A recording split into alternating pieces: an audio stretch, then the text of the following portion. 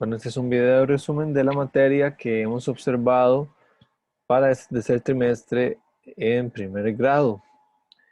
La materia empieza más o menos en la página 100, donde hablamos de programación. Ahí empezamos dándonos cuenta que programar es darle instrucciones a una computadora para que lleve a cabo una tarea determinada, como lo indica en la página 101. También otro elemento importante es el de programador, que es quien crea las instrucciones del programa. Luego el libro nos indica un resumen de qué es programar, que es, como decíamos ahora, brindar una secuencia ordenada de instrucciones a la computadora para que ejecute una acción específica. Los valores numéricos o las instrucciones las definimos por medio de un lenguaje de programación. Existen muchos lenguajes de programación, de hecho en clase observamos uno que se llama Python. Eh, lo otro que es importante saber es el código fuente, que como lo indica por acá, vamos a acercarnos un momento, dice que el código fuente es el archivo que contiene las órdenes que la computadora debe seguir. El código fuente es el que genera por medio del lenguaje de programación. El programador en lenguaje de programación genera unas instrucciones y ese conjunto de instrucciones se convierte en el código fuente del programa. Ese es el proceso normal que se ejecuta a la hora de realizar un programa. El programador, por medio del lenguaje de programación, genera el código fuente, el computador las interpreta y da un resultado. Ahora, las computadoras solo ejecutan instrucciones que están escritas en lenguaje binario, solo entienden unos y ceros. Entonces, ¿qué pasa ahí detrás? Hay un compilador, ¿verdad? Eh, Y el compilador o el lenguaje, la computadora agarra el lenguaje, el código fuente y lo convierte en lenguaje máquina, que lo puede entender en unos y ceros, ¿ok? En instrucciones que la computadora logra entender. ¿Qué es el lenguaje máquina? Entonces es ese código fuente interpretado en instrucciones binarias para que el computador lo entienda. En el lenguaje binario, en código binario, 0 es apagado, 1 es encendido.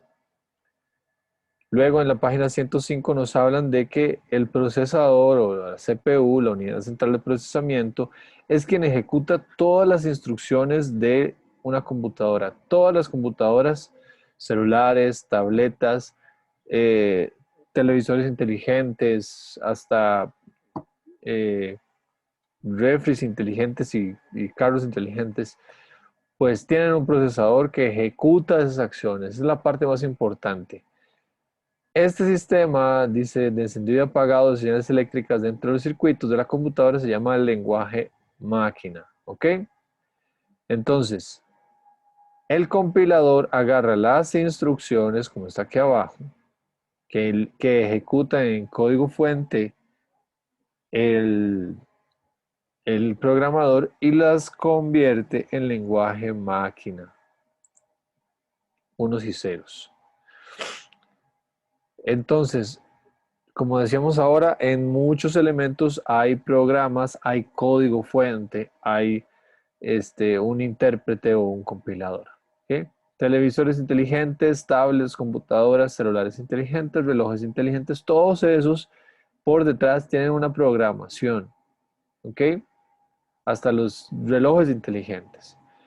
¿Para qué sirve programar? Para muchísimas cosas. Para realizar las funciones en distintos campos de nuestra vida, medicina, en entretenimiento, en comercio, en economía, en la parte legal, en la parte de diseño, en fin, en muchísimas áreas de nuestra vida existen programas y por ende hay gente detrás, hay programadores detrás. Los precios en los supermercados, las cajeras, etcétera, las balanzas y todo esto. ¿Ok? ¿Qué beneficio nos da la programación? Nos ayuda a mejorar en matemática, ya que la programación usa números y álgebra. También promueve la automatización de las cosas. En vez de hacer cosas manuales, se hacen cosas automáticamente programadas por detrás en la computadora y fomenta la creatividad. Luego empezamos a hablar de la plataforma Codable, que era esta de acá, si se acuerdan, codable.com. Nosotros les habíamos dado un código, entonces nada más había que darle login, había que escoger school, y el código que habíamos brindado era Salesiano 1A, por ejemplo, si fuera el primero A. Y eso ya me ingresa a la clase del primero A. Escojo el nombre de mi nombre en mi caso y le doy play para empezar a jugar. Era muy sencilla esa plataforma, era para brindarle instrucciones a un muñequito que iba ejecutando misiones, por así decirlo. Había que enseñarle al muñequito a realizar ciertos recorridos, a llegar a la meta, a evitar obstáculos, a brincar y demás. ¿Ok? Luego hablamos de el código de humanos.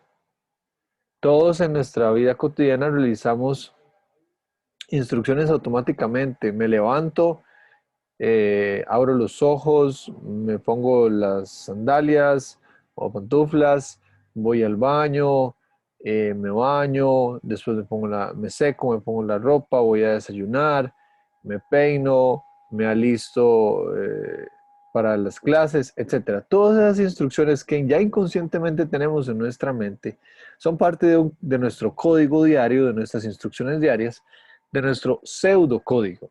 Ya entramos al tema de pseudocódigo, que es una secuencia ordenada de instrucciones para obtener un resultado. En nuestra vida hacemos un montón de pseudocódigos sin darnos cuenta, pero un montón. Desde el proceso que hacemos para escribir, hasta cómo nos lavamos los dientes, hasta cómo me alisto para dormir, cómo ordeno los juguetes, en fin, todas esas cosas son parte de instrucciones mentales que tenemos y las podemos denominar como pseudocódigo. Vimos el ejemplo de hacer una taza de té.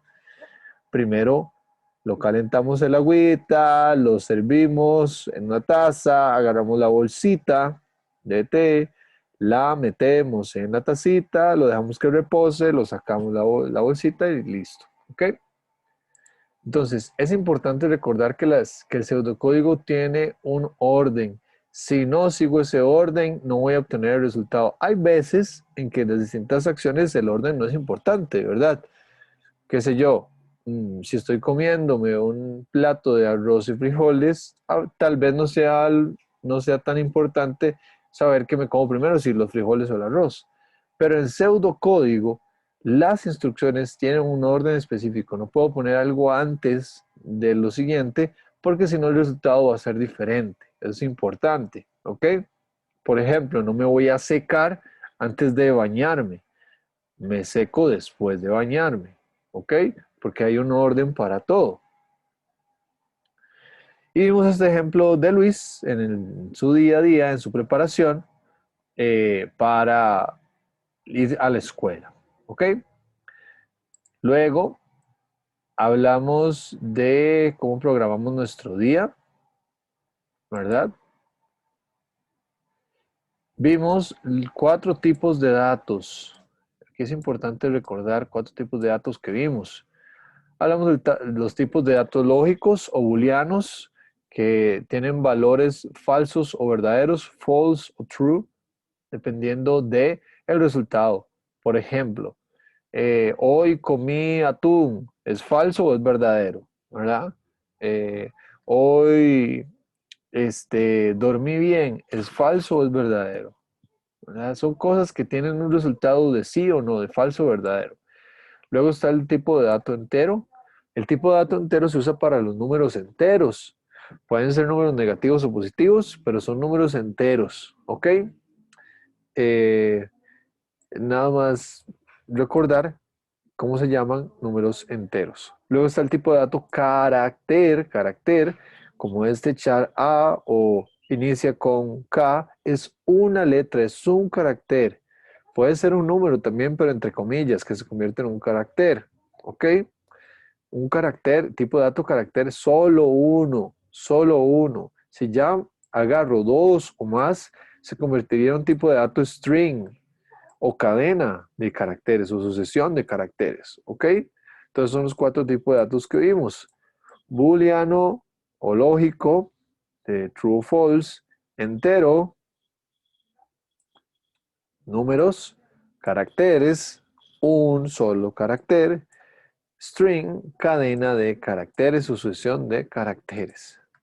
Bien, luego vimos el programa Python, que es un lenguaje de programación que lo utilizamos para dibujar. Vimos las instrucciones para ejecutar un, este, un dibujo en Python. Bien, ¿cuál fue el código que vimos? Fue este de acá. Vimos cómo dibujar o definir. Primero había importante que había que importar la tortuga. Luego la ventana de la tortuga. Ahí ya nos aparece la ventana. Luego la flecha sobre la cual íbamos a dibujar, con la cual íbamos a dibujar mejor dicho. Y luego ya ahora sí hacemos la figura. Por ejemplo, el triángulo, donde aquí yo, si me voy aquí al lanzador, de momento no aparece nada, pero tengo que darle triángulo, abro y cierro paréntesis, y ya ahora sí, en el launcher, aquí me aparece el dibujo del triángulo. ¿Ok? La explicación de esta función ya la habíamos visto. Aquí importamos la tortuga, esta es la ventana donde se va a hacer el dibujo, esta es la flecha que va a hacer el dibujo. La función triángulo tiene un rango de 3 porque el triángulo tiene 3 lados. Esto es la medida del lado y esto es el ángulo. ¿Qué estamos diciendo acá? Avanzo, giro 120 grados. Avanzo, giro 120 grados. Avanzo, giro 120 grados. Lo hago 3 veces y ya me genera el triángulo. Lo vimos con el cuadrado y con el pentágono. ¿Sí? Bien. Y eso fue lo que estuvimos viendo para la parte de Python.